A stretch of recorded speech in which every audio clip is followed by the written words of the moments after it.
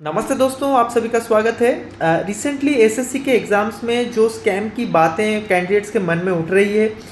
हालांकि जो पूर्णिया वाला इंसिडेंट था उसके बाद अभी जो एसएससी सीजीएल 2024 टायर 1 का रिजल्ट निकला है, वहाँ पे जो इतना हाई कट ऑफ चला गया जनरल का 153 जो लिस्ट 3 का कट ऑफ है, उसके बाद बाकी कैटेगरीज का भी कट ऑफ रिलेटिवली हायर गया है। और लास्ट ईयर जो कट ऑफ था, जहाँ पे सीट्स तो लगभग आधे थे लेकिन कट ऑफ भी 150 के करीब गया था। तो इसमें कैंडिडेट्स सोच रहे हैं कि जो पूर्णिया वाला इंसिडेंट हुआ, अभी एसएससी सीजीएल में इतना जो हाई कट ऑफ गया, लोग सोच रहे हैं कि इसमें जो एसएससी के एग्ज़ाम्स में स्कैम्स हो सकते हैं। तो आज इस वीडियो में हम उसके बारे में डिस्कस करेंगे कि क्या सच है क्या नहीं, और मेरा पॉइंट ऑफ व्यू क्या है और आगे आपको क्या करना चाहिए। देखो, जो पूर्णिया वाला इंसिडेंट हुआ वो एमटीएस में हुआ रिसेंटली, उसमें सभी न्यूज़ में भी आया था। अभी मुझे पता नहीं कि अगर वो पूर्णिया वाला इंसिडेंट सामने आया उसके बाद एमटीएस में और कितने सेंटर्स हैं जहाँ पे ऐसा चीज़ हुआ होगा। मैं गारंटी से तो नहीं कह सकता, लेकिन अगर ये चीज़ दूसरे सेंटर्स में भी हुई है, एमटीएस में ही नहीं, सिर्फ सीएचएसएल में भी राजस्थान के एक सेंटर से मुझे पता चला कि उस सेंटर से बहुत सारे कैंडिडेट्स को फुल मार्क्स मिल चुके हैं।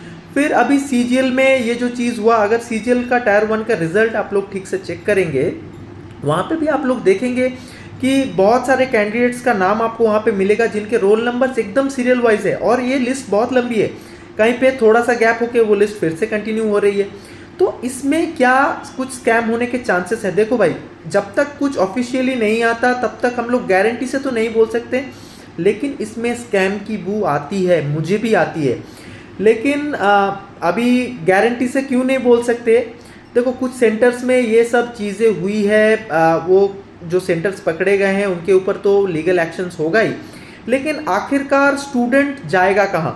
स्टूडेंट अभी देखो 30,40,000 करके फॉर्म 30,40,00,000 करके जो फॉर्म फिलअप हो रहे हैं, अगर उसमें आधा % भी स्कैम हुआ ना, तो जो टोटल सीट्स है वो तो ख़त्म हो रहे हैं। तो जो लड़का या लड़की मतलब अपने पूरे मेहनत से प्रिपरेशन कर रहा है, अभी प्रिपरेशन करने के बाद वो सोचेगा कि क्या मैं इस लाइन में रहूं, क्या मुझे प्रिपरेशन आगे करना चाहिए, कि अगर इन सब स्कैम के वजह से मेरा जो सीट है अगर वो चला गया, किसी ने खरीद लिया, तो मेरा ये प्रिपरेशन करके फ़ायदा क्या है?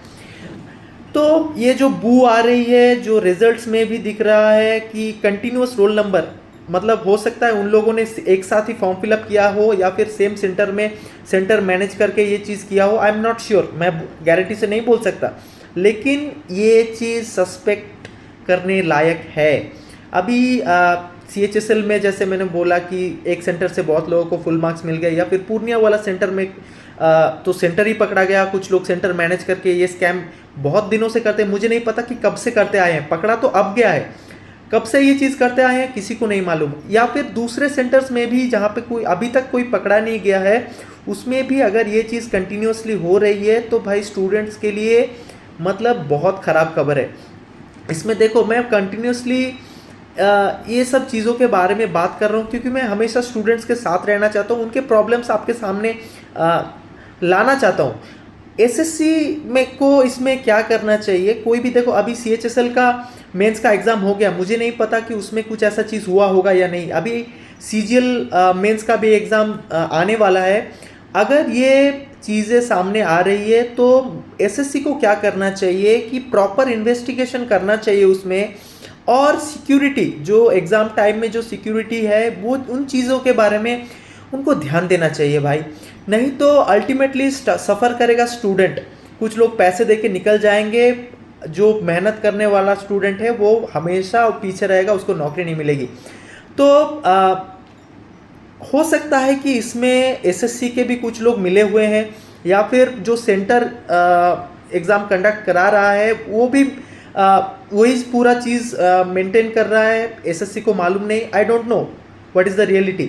लेकिन हमेशा से जब एसएससी का एग्ज़ाम है, एसएससी एग्ज़ाम कंडक्ट करा रहा है, तो अल्टीमेटली एसएससी का ही रिस्पॉन्सिबिलिटी है कि आप सिक्योरिटी को इतना टाइट करते हैं कि ये सब चीज़ें रिपीट ना हो। अभी आगे जितने भी एग्ज़ाम्स हुए हैं, बहुत सालों से एसएससी एग्ज़ाम लेता आया है, मुझे पता नहीं कैसे कैसे जगह पे कैसे कैसे चीज़ें हुई हैं। एसएससी को अभी करना क्या चाहिए? इन सब चीज़ों के बारे में ध्यान देना चाहिए, स्ट्रिक्ट एक्शन लेना चाहिए, और जो सेंटर्स ऐसे करते हुए हैं उनके ऊपर लीगल एक्शन लेके उनको बैन करना चाहिए। और आगे भी अगर किसी एग्ज़ाम सेंटर को आप टेंडर दे रहे हो ना, उसके बारे में प्रॉपर इन्वेस्टिगेशन करके आपको देख लेना चाहिए कि क्या वो सेंटर एकदम प्रॉपरली एग्ज़ाम लेता है। जैसे टीसीएस के एग्ज़ाम सेंटर में अगर देखें, यूजुअली टीसीएस के एग्ज़ाम सेंटर को फेयर माना जाता है, लेकिन कभी कभी क्या होता है एसएससी के एग्ज़ाम्स में तो नहीं, दूसरे रिक्रूटमेंट एजेंसीज के एग्ज़ाम्स में भी होता है कि वो किसी भी एग्ज़ाम सेंटर को हायर कर लेते हैं, देन उनमें भी ये चीज़ें स्कैम होती है। तो दोस्तों मेरा बोलने का मतलब यही है कि ये जो इंसिडेंट्स अभी सामने आ रहा है, पहले कितना हुआ था, आगे कितना होगा, I don't know, but ultimately बहुत कंसर्निंग न्यूज़ है।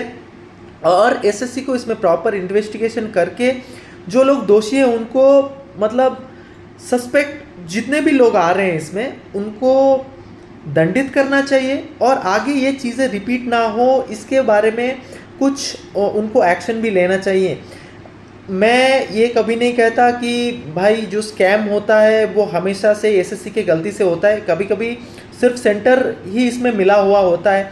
जैसे मेरे खुद के रिक्रूटमेंट में भी एक चीज़ हुआ था सिलेक्शन पोस्ट का, जहाँ पे जो ऑल इंडिया रैंक 1 था वही फेक कैंडिडेट था। फेक कैंडिडेट मतलब कैंडिडेट ने फॉर्म फिलअप किया, एग्ज़ाम उसका किसी और ने दे दिया और वो सिलेक्ट हो गया, बाद में वो पकड़ा गया, उसको नौकरी नहीं मिली। लेकिन उसके वजह से जो प्रोसेस डिले हुआ उसका क्या, अभी सिलेक्शन पोस्ट में रिजर्व लिस्ट है, बाकी एग्जाम्स में तो रिजर्व लिस्ट भी नहीं है। तो ऐसे अगर फेक कैंडिडेट्स बाद में भी पकड़े जाते हैं तब भी कोई फ़ायदा नहीं है, जो डिजर्विंग कैंडिडेट है उसको नौकरी तो कभी मिल ही नहीं सकती।